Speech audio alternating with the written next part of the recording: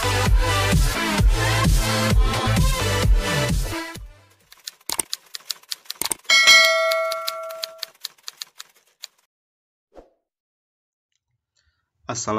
warahmatullahi wabarakatuh. Jumpa lagi dengan saya di Tiga Darah Channel.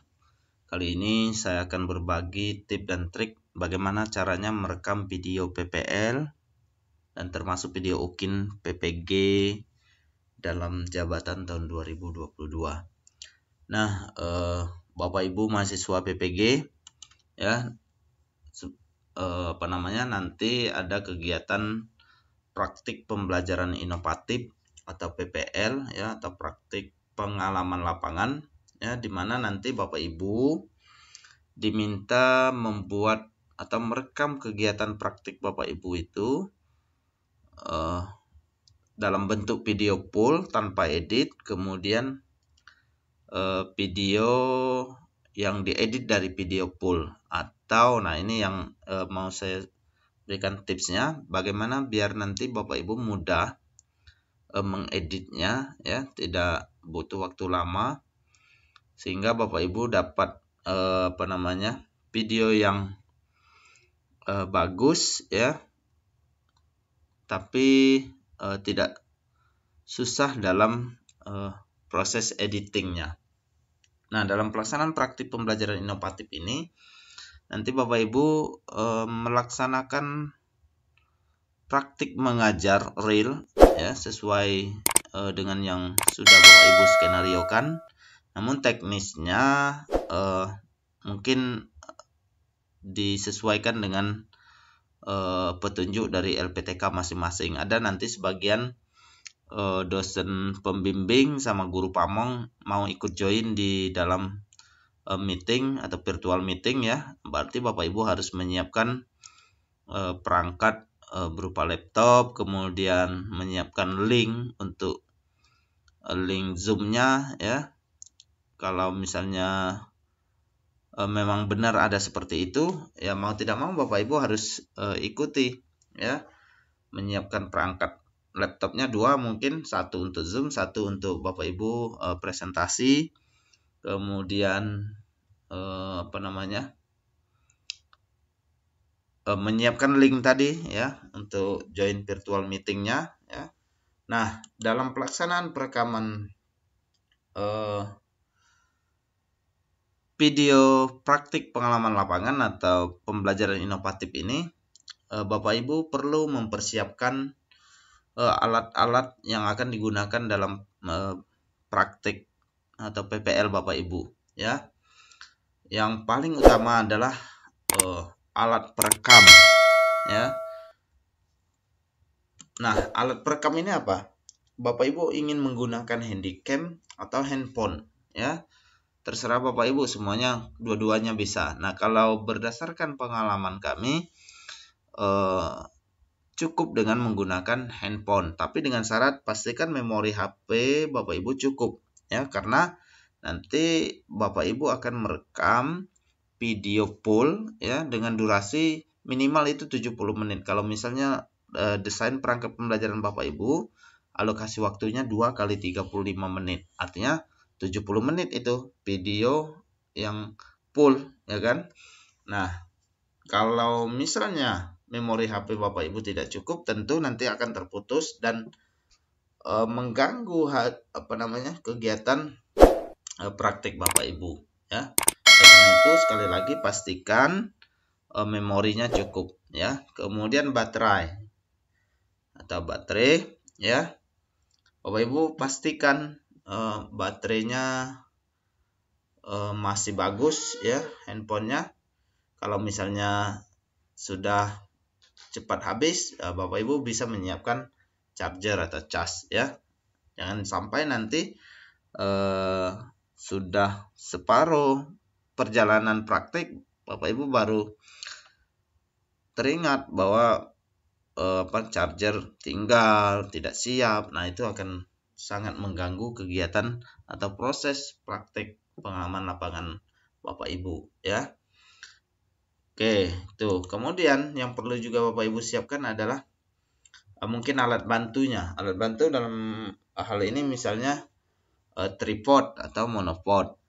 Tujuannya apa? Biar nanti hasil atau pengambilan gambarnya itu stabil, khususnya yang untuk video pool itu ya. Lebih baik Bapak Ibu menggunakan tripod. Nanti dia mantap ya, mengambil Bapak Ibu atur, bisa atur posisinya di mana Bapak Ibu tempatkan, yang nanti dapat merekam semua aktivitas Bapak Ibu termasuk seluruh peserta didik ya yang ikut dalam kegiatan praktik Bapak Ibu. Nah, kemudian yang monopod juga, kalau misalnya Bapak Ibu mau menggunakan satu handphone dan nanti yang diedit dari hasil video pool juga bisa. Atau misalnya untuk Bapak Ibu lebih mudahnya, Bapak Ibu menyiapkan satu perangkat lagi handphone dengan menggunakan monopod atau tripod juga boleh ya.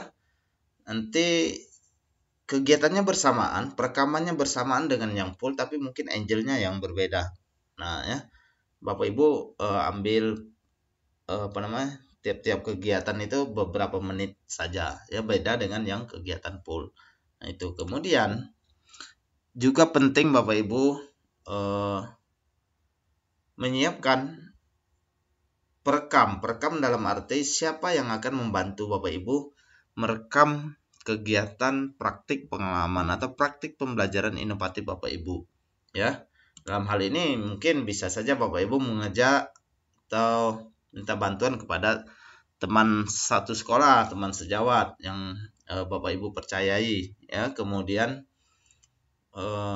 kameramen mungkin kalau memungkinkan ya. Kalau misalnya Bapak Ibu ingin menggunakan jasa kameramen ya, tentu harus dipertimbangkan juga. Nah, kalau misalnya teman sejawat, tentu Bapak Ibu harus koordinasi ya, diberitahu jauh-jauh hari ya, kemudian dikasih gambaran apa-apa saja yang harus dia lakukan ya, mengikuti skenario yang Bapak Ibu inginkan. Yang kemudian yang jasa kameramen misalnya Bapak Ibu boleh saja ya, tapi saat proses editing, nah tentu dia harus didampingi ya, karena takutnya khawatirnya nanti dia tidak tahu mana poin-poin yang harus dimunculkan, mana yang harus diperlihatkan ya. Khawatirnya nanti kalau Bapak Ibu lepaskan begitu saja, Bapak Ibu terima aja ya, dibuatnya seperti film, nanti dibuat seperti sinematik ya, didramatisasi misalnya, sehingga tidak terlihat lagi keaslian proses kegiatan pembelajaran Bapak Ibu. Padahal yang diminta itu prosesnya itu tetap asli ya, asli kegiatan pembelajaran Bapak Ibu ya, tidak seperti dibuat-buat ya. Makanya saat Bapak Ibu nanti merekam yang untuk diedit, prosesnya bersamaan dengan video pool itu, perekaman video pool itu ya, hanya saja berbeda angle atau posisi pengambilan videonya saja ya. Nah, kemudian mungkin perlu juga Bapak Ibu pertimbangkan untuk membuat skenario ya. Kalau misalnya Bapak Ibu minta bantu teman yang ada di satu sekolah, misalnya di sekolah Bapak Ibu ya, dengan adanya skenario mungkin akan memudahkan teman Bapak Ibu merekam kapan ya, saat-saat yang untuk edit ini ya, khusus yang akan diedit 15 menit. Karena kalau yang full itu tidak perlu diedit, tidak perlu dipotong-potong, karena nanti yang diupload murni tanpa diedit ya, tanpa dipotong dan lain sebagainya. Nah, untuk yang memudahkan proses edit ya, ini perlu juga Bapak Ibu pertimbangkan, buatkan skenario ya. Kan 15 menit itu misalnya Bapak Ibu bagi saja opening termasuk pendahuluan kegiatan pembelajarannya itu Bapak Ibu ambil 3 menit misalnya. Kemudian di kegiatan itu 10 menit dan sisanya 2 menit Bapak Ibu masukkan sediakan untuk kegiatan penutup. Nah, misalnya seperti ini ya. Nah, ini ada contoh, boleh dideskripsikan biasa atau mau Bapak Ibu buat seperti tabel ini. Misalnya kegiatannya apa? Opening, pendahuluan. Opening di sini adalah intro atau covernya video Bapak Ibu ya. Uraian kegiatannya misalnya ambil video sekilas tentang sekolah Bapak Ibu ya, mulai dari papan mereknya, lingkungan sekolah, ruang kelas dan lain sebagainya ya. Dengan durasi asli mungkin 1 menit misalnya Bapak Ibu rekam. Nanti pada saat proses editing Bapak Ibu ambil 30 detik saja ya. Nah, kemudian di kegiatan pendahuluan misalnya Bapak Ibu menyampaikan salam pembuka, mempersiapkan siswa, doa, absen dan lain sebagainya, sampailah ke persepsi dan tujuan pembelajaran ini ya. Aslinya Bapak Ibu masing-masing ambil 2 menit misalnya ya.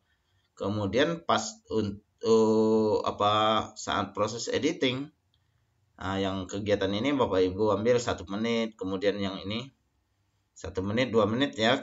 Yang ini sudah opening tadi 30 detik, kemudian motivasi Bapak Ibu ambil 10 detik, persepsi, tujuan pembelajaran 10 detik, 10 detik, jadi total 3 menit. Nah, ini untuk openingnya. Kemudian di kegiatan inti, Bapak Ibu siapkan atau sediakan waktu 10 menit. Nah, misalnya dalam kegiatan atau RPP Bapak Ibu untuk praktik ini, Bapak Ibu menggunakan model PBL misalnya, problem based learning. Nah, itu kan ada 5 sintaksnya atau 5 tahap atau langkah-langkahnya. Nah, dari masing-masing tahap itu misalnya Bapak Ibu rekam masing-masing itu 5 menit. Ya. Kemudian nanti ya Bapak Ibu sesuaikan ya. Untuk dimunculkan di video Bapak Ibu yang diedit itu misalnya untuk tahap 1 menit, misalnya di tahap 2 1 menit, di tahap 3 karena banyak misalnya banyak juga misal 3 menit dan seterusnya sehingga totalnya menjadi 10 menit. Berarti sudah 13 menit kan? Tinggal sisa 2 menit. Nah, 2 menit ini nanti ya bisa Bapak Ibu gunakan untuk untuk kegiatan penutup. Nah, coba kita lihat di kegiatan penutupnya. Di kegiatan penutup itu kan ada kegiatan menyimpulkan misalnya kan, kemudian atau penguatan materi misalnya. Nah, di sini misalnya peserta didik dibimbing guru menyimpulkan materi. Nah, Bapak Ibu ambil 1 menit ya, kemudian pas untuk edit itu Bapak Ibu jadikan 30 detik, kemudian refleksi, tindak lanjut, menyanyikan lagu dan sampai penutup masing-masing 10 menit, 10 detik, 10 detik, 10 detik, 30 detik, 30 detik, total 2 menit. Jadi pas opening 3 menit, inti 10 menit, penutup 2 menit, jadi 15 menit. Cukup untuk kegiatan video yang diedit ya. Oke. Nah, kemudian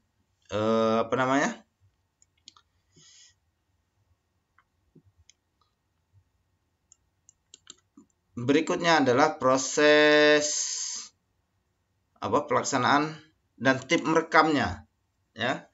Nah, dalam pelaksanaannya Bapak Ibu kondisikan kelasnya terlebih dahulu ya, dalam arti anak-anaknya disiapkan, kemudian koordinasi dengan guru kelas, kiri kanan kelas Bapak Ibu ya, agar untuk mengawasi anak-anaknya nanti jangan sampai bermain atau menonton kegiatan praktik Bapak Ibu. Nah, biasanya anak-anak ini kalau misalnya ada sesuatu yang aneh kedengarannya misalnya kan, itu mereka suka ngintip dan kumpul di depan pintu. Nah, itu diberitahu ya, dikondisikan terlebih dahulu, dikoordinasikan atau dikomunikasikan dengan guru kelasnya untuk mengawasi anak-anak mereka agar tidak bermain di depan kelas Bapak Ibu. Kemudian kelas peserta yang Bapak Ibu ajak untuk kegiatan praktik Bapak Ibu misalnya ya tidak harus semua peserta didik, misalnya 15 orang atau 20 orang ya misalnya cukup ya. Yang penting kalau misalnya ada kegiatan pembagian kelompok cukup itu anak-anaknya ya. Kemudian Bapak Ibu mengajar sesuai RPP yang sudah dirancang dengan durasi 2 kali 35 menit atau 70 menit total ya. Mengajar normal saja, layaknya Bapak Ibu mengajar hari biasa. Pun dengan anak-anak Bapak Ibu sampaikan. Biar tidak kaku pelaksanaan praktik pengalaman lapangan Bapak Ibu, ya disampaikan kepada anak-anak bahwa jangan terpengaruh dengan keberadaan orang lain yang ada di dalam kelas, khususnya bagi perekam ya. Nanti sampaikan dengan anak-anak, kalau ada yang merekam tidak usah melihat kamera, semuanya berjalan normal seperti biasa tanpa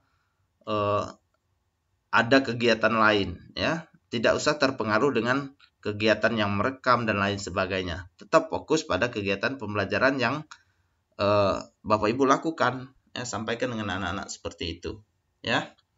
Nah, kemudian tips. Nah, ini yang paling penting adalah bagaimana tips merekamnya.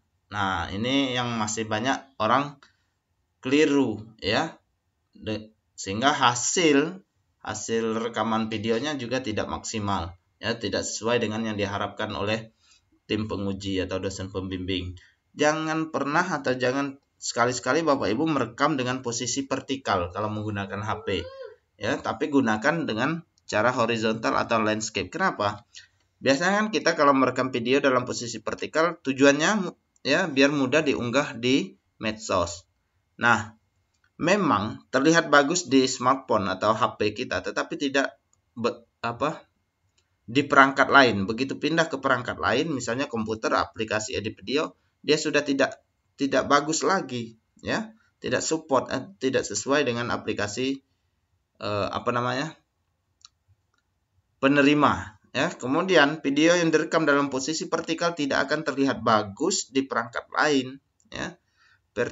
Video vertikal akan terlihat sempit, kemudian kecil dan memiliki cakupan fokus yang tidak luas. Mungkin Bapak Ibu sering lihat ya, ada video YouTube mungkin kiri kanannya kosong, videonya ada di tengah-tengah kecil. Nah, itu pasti merekamnya dengan posisi vertikal. Nah, itulah contoh. Nanti Bapak Ibu akan tahulah apa perbedaannya video yang direkam dengan posisi vertikal dengan horizontal ya. Oleh karena itu, Bapak Ibu perlu membiasakan diri untuk merekam video dalam posisi horizontal biar enak dilihat kalau suatu saat nanti video Bapak Ibu itu diunggah ke YouTube. Nah, contohnya seperti ini. Nah, ini ada contoh posisi HP ya. Ini yang benar seperti ini, landscape ya atau horizontal. Ini yang salah. Jadi kalau misalnya Bapak Ibu minta bantuan teman sejawat atau kameramen khusus ya, misalnya Bapak Ibu sampaikan jangan berubah, posisinya tetap selalu seperti ini. Apapun kegiatan yang Bapak Ibu lakukan, ya baik PPL maupun UKIN nanti tetap pengambilannya seperti ini. Jangan momen ini diambil vertikal, yang ini diambil horizontal, biar mau dapat gurunya saja diambil vertikal. Nah, itu kacau dan itu akan menyulitkan Bapak Ibu ketika proses editing. Ya, yakinlah Bapak Ibu akan kesulitan nanti. Kalau misalnya Bapak Ibu benar sudah ngambilnya seperti ini, kemudian ada skenario, Bapak Ibu bisa menghemat waktu ya dalam proses editing. Ya, itu yang mungkin masih sering terjadi di lapangan ya. Sederhana, mudah, tapi kita sering lupa dan lalai untuk menerapkannya ya. Mungkin itu saja Bapak Ibu, semoga bermanfaat. Saya akhiri. Wassalamualaikum warahmatullahi wabarakatuh.